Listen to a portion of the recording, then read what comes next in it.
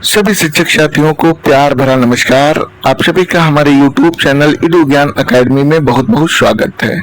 साथियों, आज अध्याय 16 के अंतर्गत हम पढ़ेंगे डॉक्टर भीमराव अंबेडकर का भारतीय शिक्षा दर्शन।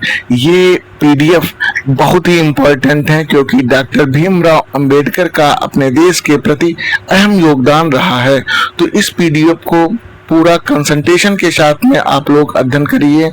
चलिए शुरू करते हैं। अशासकीय माध्यमिक प्रधानाचार्य प्रधानाध्यापक भर्ती विशेष पर अध्याय 16 और इसके अंतर्गत डॉक्टर भीमराव अंबेडकर का भारतीय शिक्षा दर्शन। परिचय में क्या देखते हैं, पूरा नाम क्या है, डॉक्टर भीमराव रामजी अंबेडकर। ये भी इम्पोर्टेंट है। डॉक्टर भीमराव अंबेडकर का पूरा नाम क्या था, तो डॉक्टर भीमराव रामजी अंबेडकर था। इनका जन्म 14 अप्रैल 1891 को महू मध्य प्रदेश में हुआ था। मृत्यु कब हुई, 6 दिसंबर 1956 में। और उपाधियां कौन कौन सी इनको मिली, तो भारतीय संविधान के मुख्य शिल्पकार, समाज सुधारक, अर्थशास्त्री एवं शिक्षाविद के रूप में इनको जाना जाता है। यह उपाधियां मिली हैं।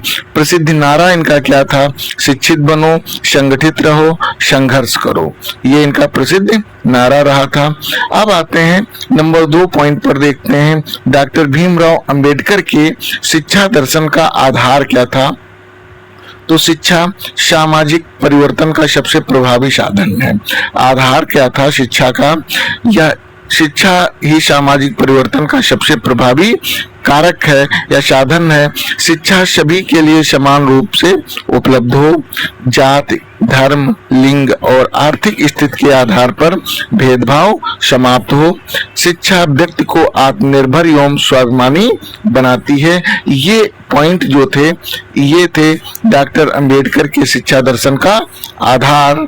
और अब आते हैं शिक्षा का उद्देश्य देखते हैं। तो डॉक्टर भीमराव अंबेडकर के अनुसार शिक्षा के कौन कौन से उद्देश्य थे। सामाजिक समानता स्थापित करना। बिना शिक्षा के उनका मानना था कि समाज में सामाजिक समानता स्थापित ही नहीं हो सकती है। और दूसरा था लोकतांत्रिक मूल्यों का विकास। लोकतांत्रिक का तात्पर्य होता है राजनीतिक के साथ साथ में सामाजिक मूल्यों का भी विकास हो। राजनीतिक संविधान के अनुसार राजनीतिक लाभ या राजनीतिक समानता तो समाज में सभी वर्गों को दे दी गई थी, लेकिन अगर सामाजिक उनका उत्थान नहीं हुआ तो लोकतांत्रिक मूल्यों का विकास नहीं माना जाएगा। ये डॉक्टर भीमराव अंबेडकर का विचार था। वैज्ञानिक दृष्टिकोण विकसित करना, 3rd पॉइंट है वैज्ञानिक दृष्टिकोण विकसित करना। और 4था पॉइंट है आत्मनिर्भर एवं जिम्मेदार नागरिक बनाना।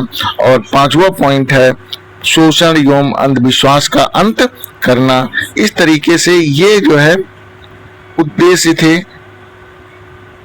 अगला पॉइंट है मानवाधिकारों के प्रति जागरूकता बढ़ाना और नैतिक एवं चारित्रिक विकास करना।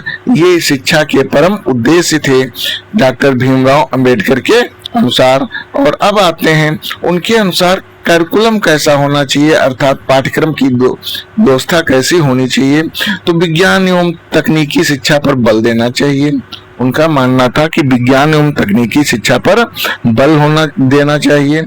व्यवसायिक एवं कौशल आधारित शिक्षा होनी चाहिए ताकि लोगों को रोजगार मुहैया हो सके और उनकी कुशलता के कारण वो अपना आर्थिक नियोजन कर सकें, आर्थिक कमाई कर सकें, जिससे उनका भरण पोषण और परिवार अच्छे से चल सके। संविधान एवं नागरिक शास्त्र का अध्ययन बहुत ही जरूरी पॉइंट था।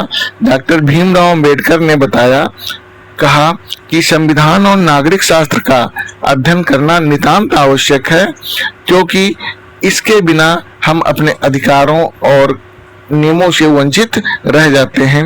और अगला पॉइंट है नैतिक शिक्षा।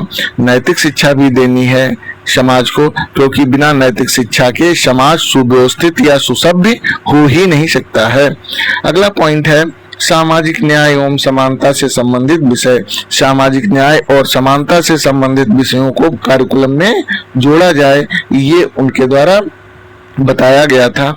शिक्षण विधियां कौन कौन सी थी? तो शिक्षण विधियों के अंतर्गत प्रश्नोत्तर विधि, बच्चों का सर्वांगीण विकास अगर करना है तो उनसे प्रश्न पूछे जाएं जिससे उनके ज्ञानार्जन में वृद्धि होगी। चर्चा एवं वाद विवाद, चर्चा एवं वाद विवाद से भी शिक्षा अधिक विकसित होती है। और अगला पॉइंट है प्रयोगात्मक शिक्षण, अर्थात थ्योरी या सिद्धांतों को केवल रटाया ही ना जाए बल्कि उनका प्रैक्टिकल भी कराया जाए ताकि बच्चे की समझ विकसित हो सके। समस्या समाधान विधि, और समस्या उत्पन्न करके फिर बच्चे से उसका समाधान निकलवाया जाए। इस तरीके से बच्चों का सामाजिक और मानसिक विकास बहुत ही अधिक मात्रा में बढ़ेगा। अनुभव आधारित शिक्षण, और जो अनुभव हों प्रारंभ में बच्चों के, तो उन्हीं अनुभवों के आधार पर शैक्षिक गतिविधियां होनी चाहिए। और अगला पॉइंट है शिक्षक का स्थान। डॉक्टर भीमराव अंबेडकर के अनुसार शिक्षक का स्थान क्या था और शिक्षक का स्थान क्या होना चाहिए? तो शिक्षक समाज का निर्माता है। डॉक्टर भीमराव अंबेडकर ने माना कि शिक्षक समाज का निर्माता है और शिक्षक निष्पक्ष, अनुशंसित और एवं प्रेरणादायक हो। शिक्षक निष्पक्ष होना चाहिए, उसमें किसी तरीके का जातिगत, सामाजिक एवं राजनीतिक हस्तक्षेप नहीं होना चाहिए, अर्थात वो निष्पक्ष होना चाहिए, अनुशासित होना चाहिए और प्रेरणादायक हो। बच्चों के लिए प्रेरणा स्रोत का या आदर्श चरित्र का होना चाहिए जिससे बच्चे भी उसके जैसा बनने का प्रयत्न करें।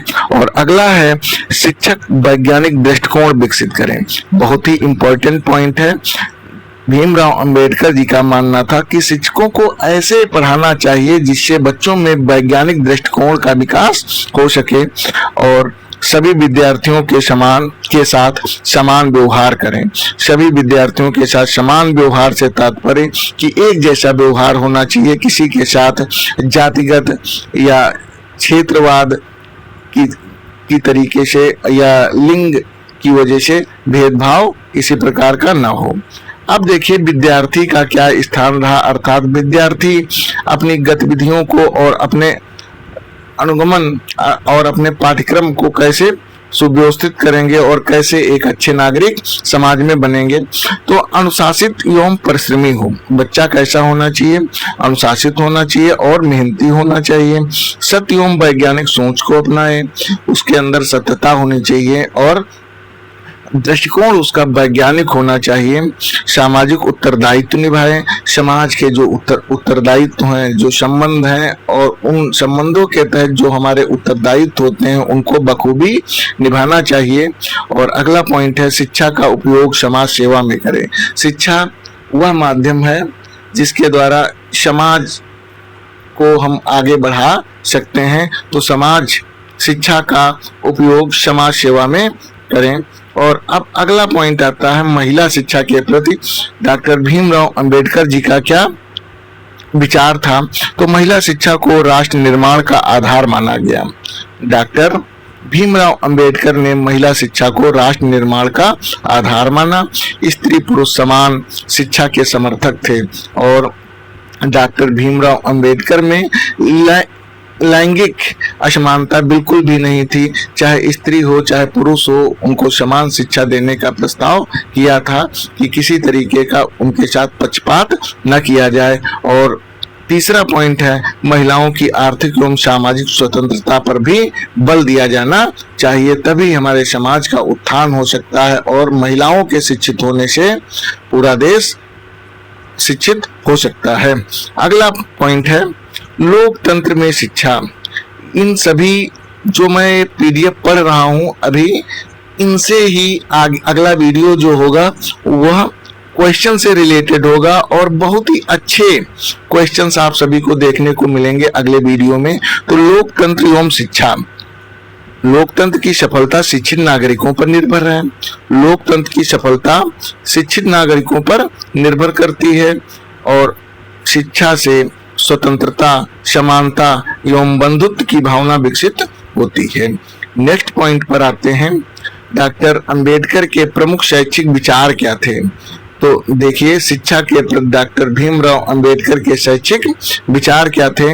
उनके द्वारा ये क्वेट बोला गया था, अर्थात एक जो है नारा दिया गया था, शिक्षा शेरनी का दूध है, जो पिएगा वो दहाड़ेगा।